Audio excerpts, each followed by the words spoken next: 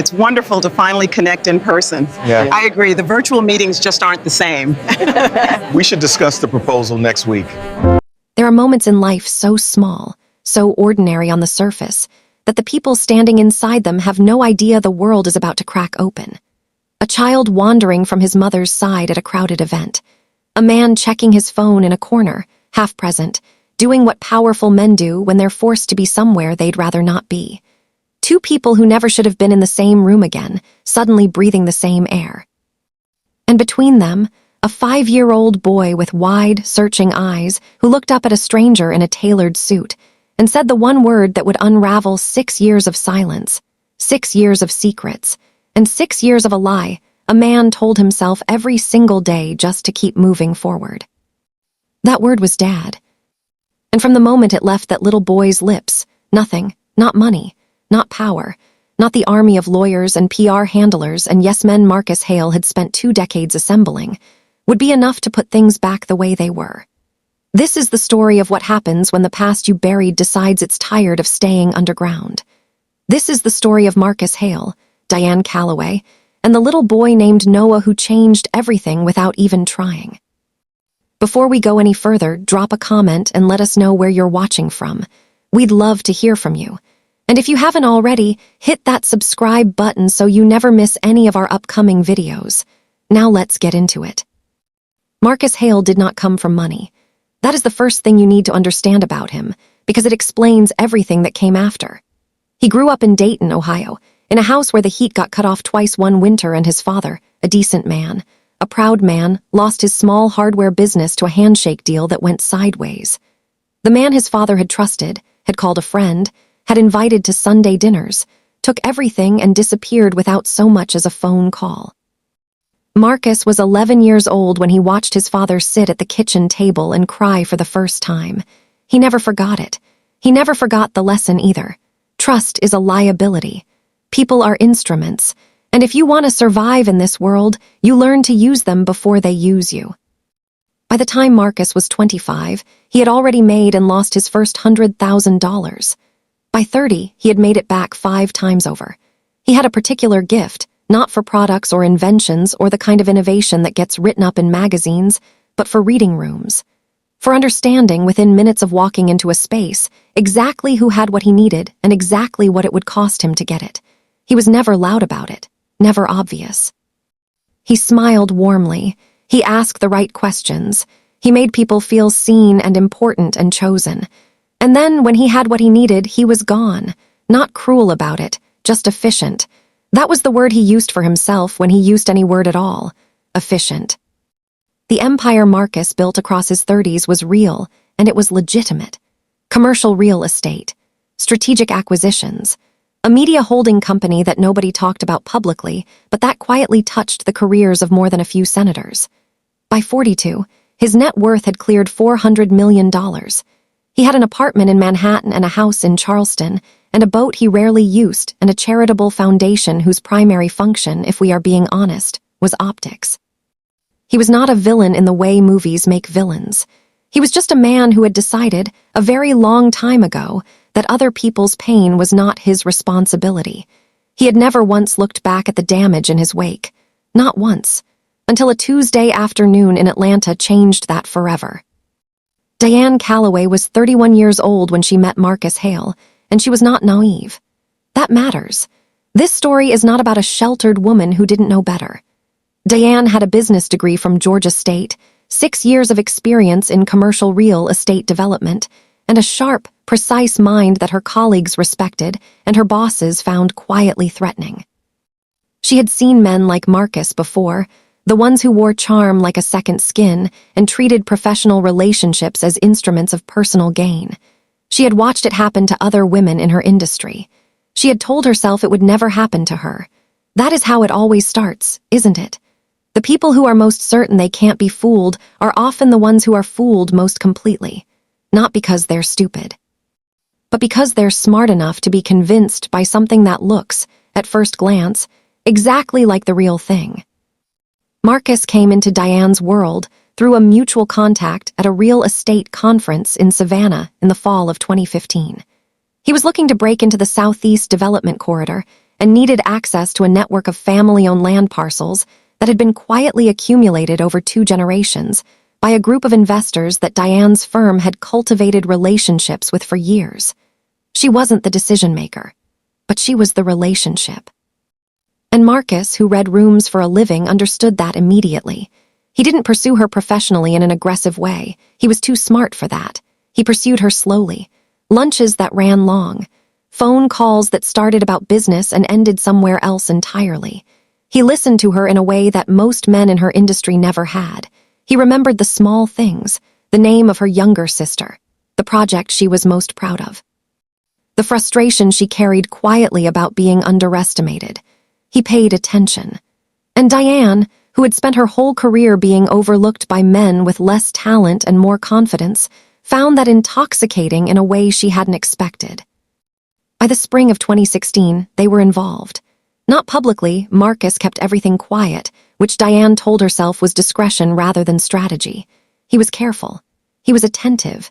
He was present in a way that felt, to her, like something real. The network access she had provided had already opened 3 significant deals for his firm, but she didn't think about it in those terms. She thought about the man who called her on a Wednesday evening just to hear her voice. She thought about the weekend in Savannah they spent doing nothing in particular and everything that mattered. She thought about what she was beginning to feel, and whether it was too soon to say it, and what it would mean if she did. She was, for the first time in a very long time, genuinely happy. And she had absolutely no idea that the door she had opened, the one that had made Marcus Hale's southeast expansion possible, had just clicked shut behind her. The deal closed in April of 2016. 3 land parcels, 2 development agreements, a handshake with the kind of investors who don't do handshakes with just anyone. Marcus Hale got everything he had come to Savannah to get. Within 6 weeks of that closing, his calls to Diane became shorter, his responses slower. The Wednesday evening calls stopped first, then the weekend plans, then the texts.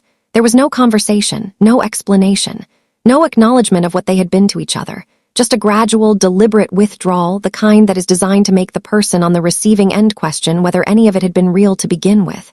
Diane called him twice, left 2 messages. He responded to neither. She did not call a 3rd time. She had too much pride for that. And besides, she had something else to occupy her attention now. Something she had just discovered, alone in her bathroom on a Tuesday morning in June, that would change the entire shape of the life she thought she had ahead of her. She was pregnant, and the father had already decided she didn't exist. The months that followed were the hardest of Diane Calloway's life, and she had not had an easy life. She considered telling him. She drafted messages she never sent. She picked up her phone a dozen times and put it down again. Each time, she came back to the same truth. A man who had used her and walked away without a word was not a man who deserved to know. Was not a man she trusted with something this precious. She thought about what it would mean to bring him back into her orbit, to hand him leverage over her life, to watch him treat her child the way he had treated her. And she decided, clearly and deliberately, that the answer was no. She would do this alone. She had done harder things alone. She would figure it out. What she could not have known, what no one could have known, was that the decision she made in that bathroom, in that silence, would take on a life entirely its own. And that life would have his jaw, his eyes, and absolutely no idea what it had set in motion just by being born. Noah Calloway came into the world on February 14th, 2017. Diane would later say the date was the universe's idea of a joke. He was healthy and loud and perfect, and from the first moment she held him, she understood something she hadn't fully understood before, that she was capable of a love so complete it left no room for regret. Not about the choice she had made to keep him, not about the choice she had made to raise him alone. She named him Noah because she had always loved the idea of a person who builds something solid against the flood. She did not name him after his father. She did not put his father's name on any document. She sealed that part of the story and moved forward. She worked. She saved. She built. She became, over the years, a version of herself she was genuinely proud of, a woman who had been discarded and had turned that into fuel. She was not bitter. She had made a decision, consciously and deliberately, not to let bitterness be the thing that shaped her son's world. What she was, underneath all of it, was still carrying something she had never fully set down. Not grief exactly. Not anger exactly. Something quieter than both. The knowledge that somewhere in this city, a man was living an enormous life and had absolutely no idea that a child walked the earth who looked exactly like him. Marcus Hale, for his part, had not thought about Diane Calloway in years. That is not cruelty. That is simply the way he was built. He moved from deal to deal, city to city, the way a man moves through rooms, present until he isn't, and then gone without ceremony. He had been involved with 3 other women in the years since Diane. None of them lasted. None of them were meant to.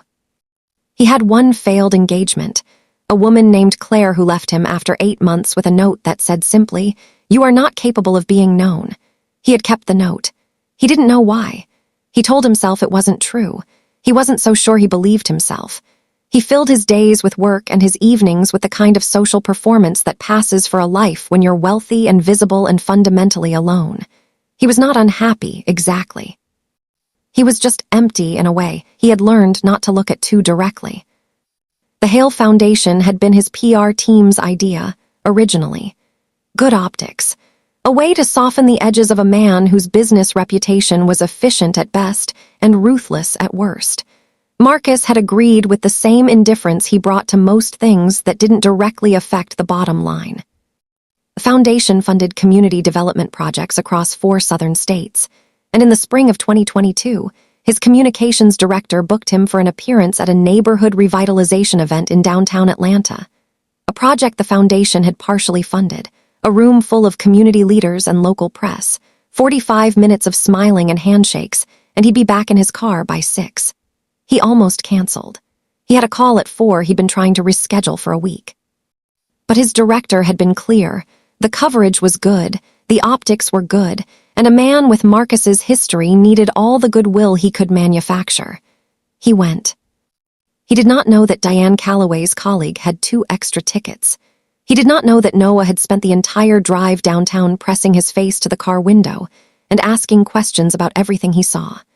He did not know that a 5-year-old boy was about to walk across a crowded room and shatter the carefully maintained fiction of his entire adult life. He was standing near a window, checking his email, doing what powerful men do when they're forced to be somewhere they'd rather not be. And then something tugged at the hem of his jacket. He looked down, and there was a small boy, maybe 5 years old, with wide brown eyes and the kind of open, fearless expression that only children who have been deeply loved are capable of. The boy looked up at him for a long moment. And then, with the absolute certainty of someone who has no reason to be wrong, the child said the word that stopped Marcus Hale's world completely. "Dad." Marcus would later tell a therapist, the first therapist he had ever agreed to see, that the sound of that word felt like a physical impact. Not painful exactly. More like the sensation of being underwater and suddenly breaking the surface, the shock of air after a long time without it. He stood very still. The room kept moving around him, conversations and laughter and the clink of glasses, all of it continuing exactly as before. But Marcus was no longer in that room. He was somewhere else entirely. He crouched down slowly the way you approach something you're not sure is real. He looked at the boy's face, the jaw, the forehead, the particular set of the eyes that he had seen in his own mirror every morning for 43 years. He could not speak. He, who had never once in his adult life been at a loss for the right thing to say, had nothing. He opened his mouth and closed it again. The boy continued to look at him with that calm, unafraid certainty. And Marcus felt, for the first time in as long as he could remember, genuinely afraid. He managed to compose himself. He was, above all things, a man who could compose himself. He spoke to the boy gently, asked him where his mother was, signaled a nearby staff member, lost child. These things happened at events. He kept his voice level and his expression warm, and he told himself firmly, insistently, that this was a coincidence. Kids said things. He didn't know this child. He was projecting. He was tired. He needed to get through the next 30 minutes and get back to his car and stop being dramatic about a 5-year-old who had said a word that hundreds of children said to hundreds of strangers every single day. He had almost convinced himself. And then the doors at the far end of the room opened, and a woman in a dark green dress walked in, scanning the room with the focused, barely controlled panic of a mother who has lost sight of her child. Their eyes met across 60 feet of noise and crowd and time, and Marcus Hale's composure, The thing he had spent a lifetime building collapsed completely. It was Diane, 6 years older, a little tired around the edges in the way that comes from doing hard things with grace, still carrying herself the way she always had, like a woman who had decided not to let the world make her smaller. She found Noah first, pulled him to her side, and for one suspended moment neither of them moved. Then she picked up her son and walked out of the room without a word, without looking back. The door closed behind her. And Marcus stood in the middle of a charity event that was still happening all around him, surrounded by people who were laughing and talking, and having exactly the kind of evening his foundation had paid for, and felt the floor disappear from under everything he thought he knew about himself. He waited 4 days before he did anything. He told himself he was being cautious, being rational. That is what Marcus Hale did, he assessed, he calculated, he made decisions from a position of information rather than emotion. He had his private investigator run a quiet inquiry. The report came back in 48 hours. Diane Calloway, still in Atlanta, single mother. One son, age 5. The boy's birthday was February 14th, 2017. Marcus sat with that date for a long time. He counted backwards. He did not need a calculator. He already knew. He had known, if he was honest with himself, from the moment the boy looked up at him. There was a mirror quality to it that no amount of rationalization could dissolve. That was his face. That was his child. And somewhere deep beneath the machinery of denial and calculation and self-interest that had carried him through 43 years of living, something broke open. Not dramatically. Not the way breakdowns are shown in movies. Just quietly, the way a foundation cracks, slowly, invisibly, until one day the whole structure shifts and you realize it has been shifting for a long time. He sent a lawyer first. He was not proud of it later, but he sent a lawyer first. A very good one. A very discreet one. An offer generous, structured, carefully worded to acknowledge nothing specific while making clear that certain parties were willing to be financially responsible for certain situations.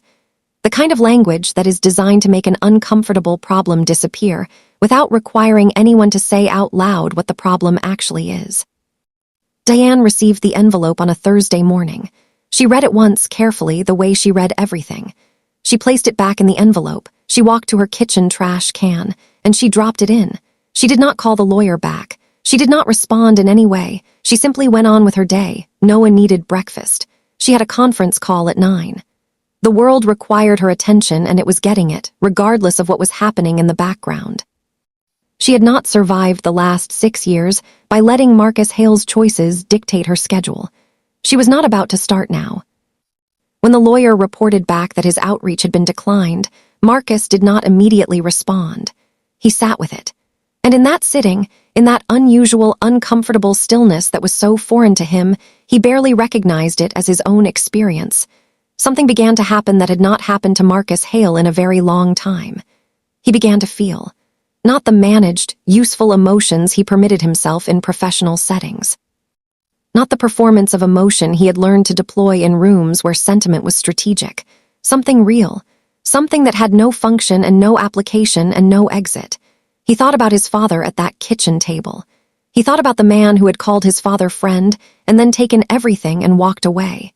He had spent his entire adult life becoming the kind of man who did that. He had told himself it was strength. Sitting in his Charleston house on a Thursday evening with a glass of scotch, he wasn't drinking, staring at a wall. He was no longer so sure. Noah had started asking questions. That was the part that undid Diane more than anything else. Not the lawyer's letter, not the memory of Marcus's face in that crowded room, not even the old grief she had thought was finished with her. It was Noah, in the backseat of her car on the way home from school, asking in the casual, relentless way that 5-year-olds ask things, whether the man from the party could be his dad. He had seen something, felt something with that particular animal accuracy that children have before the world teaches them to doubt their own instincts. Diane kept her eyes on the road. She answered carefully. She said they would talk about it later. She said she loved him. She turned up the radio just slightly. And that night, after Noah was asleep, she sat at her kitchen table in the dark and let herself feel everything she had been carrying for 6 years. The anger, the grief, the exhaustion, the loneliness of carrying a secret that had always been too heavy for one person. She did not cry for long. She had learned to cry efficiently, the way women who survive alone learn everything fast, thorough, and without an audience. But she cried. And then she washed her face and went to bed and got up the next morning because Noah needed breakfast, and life required her presence regardless of what the night had taken out of her. Marcus came on a Tuesday. No lawyer, no car service. He drove himself, which was something he almost never did anymore, and he stood at Diane's front door in a plain dark jacket with nothing in his hands at 7 in the evening. She opened the door because she had known on some level that he would come. Not with the lawyer, that wasn't the moment she'd been preparing for. The real moment. The one where there was no legal language between them and no envelope to throw away. Noah was at her sister. Diane had made sure of that. This conversation was not for a child's ears. She looked at Marcus for a long moment. He looked older than she remembered. Not diminished, he was still Marcus Hale, still the particular kind of present that powerful men are when they are actually trying, but there was something different in his face. Something she hadn't seen there before, something that looked, against all probability, like honesty. She stepped back from the door without a word. He walked in. He didn't try to manage the room. He didn't pace himself out or warm up with small talk or deploy the particular charm that had always been his first tool in any difficult encounter. He sat down at her kitchen table, uninvited, but she didn't stop him, and he looked at her directly and he told her everything. Not a version of it. Not the edited, legally defensible, optics-managed version. The actual thing. He told her he had known what he was doing in 2016. He told her the relationship had been strategic from the beginning. He told her that he had seen her, actually seen her, in the way you see someone you're trying to use, her intelligence, her network, her value to his specific objective, and had allowed himself to believe that wasn't what it was because it was convenient for him not to believe that. He told her he had no excuse for the silence after the deal closed. He had known she would call. He had seen her name on his phone and had made a decision not to answer it. And he had carried that decision for 6 years without losing a night's sleep over it, because that was who he had made himself into. He told her that, plainly, without asking her to feel sorry for him. Diane listened. She did not interrupt him. She had waited 6 years for this conversation, and she was not going to rush it. When he finished, she was quiet for a moment, and then she asked him the only question that mattered. The question she had been asking herself in different forms for the last 3 weeks. What do you want? Not as an accusation, as a genuine question, because the answer would determine everything that came next. Marcus looked at her for a long time. And the man who had always known exactly what he wanted, who had mapped every outcome, every contingency, every risk and return before making a single move, found that all of his calculation had run out. He had nothing strategic left to say. What came out was simply the truth. He said he wanted to be worth something to that boy. He said he didn't know if that was possible. He said he was willing to find out if she would let him, and that he understood completely if her answer was no. Diane did not forgive Marcus Hale that night. This story does not offer that kind of easy resolution, because life does not offer it either. Forgiveness, when it comes, if it comes, is not a door you open in one evening over a kitchen table.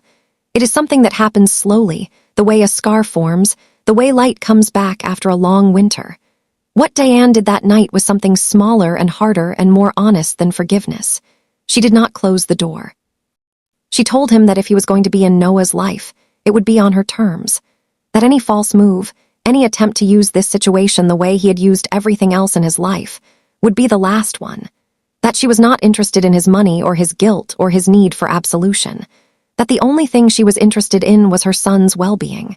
And that if he could commit to that, purely and consistently, without agenda, she would allow him to try. Marcus said he understood. He said thank you. He stood up and walked back to his car. He sat there for a long time before he started the engine. The weeks that followed were not a transformation. Marcus Hale did not suddenly become a different man. He showed up. That was what he did. Not grand gestures, not charity, not the instinct he had to turn everything into a transaction, just a man who had been given a door he did not deserve and was trying to walk through it without breaking anything. He came on Saturday mornings. He brought nothing. He asked Diane what Noah liked, what he was learning, what he needed. He let Noah lead. He sat on the floor and built things with blocks and answered questions with the careful honesty of someone who understood that a child's trust is not a thing you manufacture. It is a thing you earn. Slowly, painfully, without guarantee. There were Saturdays when Noah barely looked at him and Saturdays when he climbed into Marcus's lap without warning and asked him if he liked dinosaurs. Each one mattered more than any deal Marcus had ever closed. There is a question that runs beneath every story like this one, and it is the question that keeps people watching and thinking and arguing in comments for days after. Can a person who has caused real damage, not by accident, not in ignorance, but with full awareness of what they were doing, actually become something different?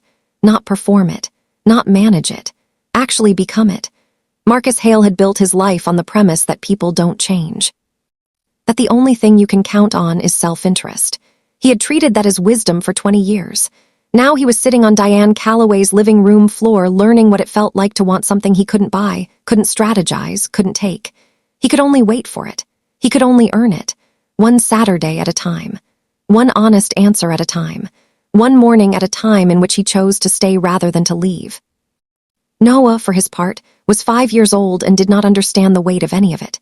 He understood that a man came on Saturdays, that the man was quiet and listened carefully and always answered his questions, that his mother watched the man sometimes with a face he couldn't quite read, and that when he asked the man one afternoon, very directly, in the way that 5-year-olds ask the things that adults spend their whole lives dancing around, "Are you my dad?" The man didn't look away. He didn't deflect. He didn't manage the moment. He just looked at Noah with something in his face that Noah would not have a word for until he was much older, and he said yes. And Marcus Hale, who had survived 43 years by never once looking back, sat on the floor of a woman's living room and held his son for the first time. And everything that he had spent his whole life building, all the money and the power, and the careful, deliberate armor of a man who had decided at 11 years old that feeling things was how you got destroyed. All of it became, for the first time, something he was willing to put down, not because it had failed him, but because something better was asking him to. Some stories don't have neat endings. Some damage doesn't fully heal. Diane and Marcus are not a love story. They may never be, but they are something harder and more interesting than that, two people trying in good faith to build something new out of the wreckage of something old. And between them, growing up with no idea how complicated his beginning was, is a boy named Noah. A boy who wandered across a room and said one word that changed 3 lives completely. A boy who, when you think about it, did what none of the adults around him had been able to do. He simply saw someone who belonged to him and said so, without fear, without strategy, without any of the armor that the rest of us spend our lifetimes assembling. Just a child looking up and telling the truth. That is what children do. That is what makes them, sometimes, the bravest people in the room. Now I want to hear from you. Do you believe Marcus Hale deserved that second chance? Or do you think some things are too broken to fix? That a man who built his life on using people cannot be trusted when the stakes are finally personal? Drop your thoughts in the comments. And if you've ever watched someone walk back into a life they abandoned and had to decide whether to let them, I want to hear that story too. Where are you watching from? Let us know in the comments. We read every single one. Subscribe so you never miss a story like this. And stay close, because the next story we're bringing you is the kind that keeps you up at night.